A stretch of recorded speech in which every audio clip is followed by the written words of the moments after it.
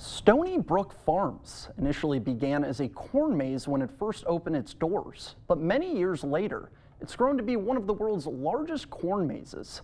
John Lauritsen has the story.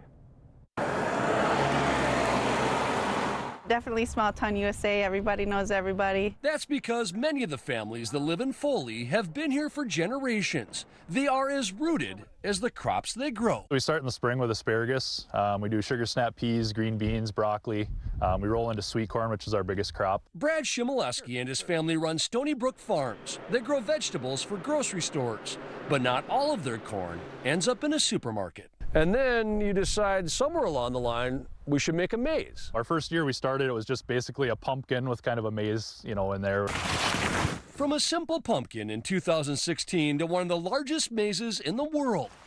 Last year, Stony Brook put together an extremely detailed maze full of scary movie characters, and they did it all in 110 acres of corn, totaling 15 miles of pathways. We had Jason Voorhees, we had Freddy Krueger, Pennywise the Clown from It, we had Chucky, cool different stuff like that. They also saw their number of visitors jump 500% from the year before, with people coming from around the world. This year, there's a Jurassic Park theme. This is actually in the tractor cab with us when we're planting. After he gets an idea, Brad works with a company called Maze Play to design his autumn adventure.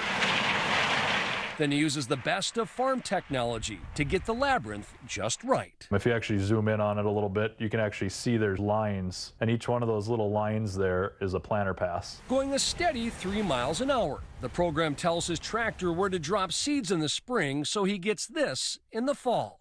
This year, instead of strolling through Freddy Krueger's head, visitors can walk through the neck of a brontosaurus. So the neck is that way? Yeah, neck is that way, and the T-Rex and the Stegosaurus are over that way. They also made this maze cheat-proof by planting the corn stalks tightly together and in 2 different directions, so you can't bust right through it.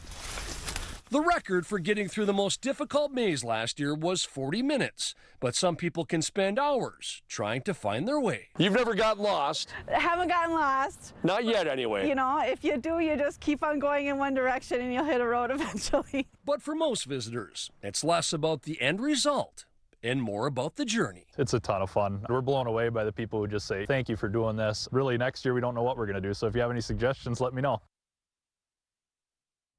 Most recently, the farm planted an 8-acre corn maze, along with a pick-your-own pumpkin patch. Admissions will cost $10, and kids 3 and under are free.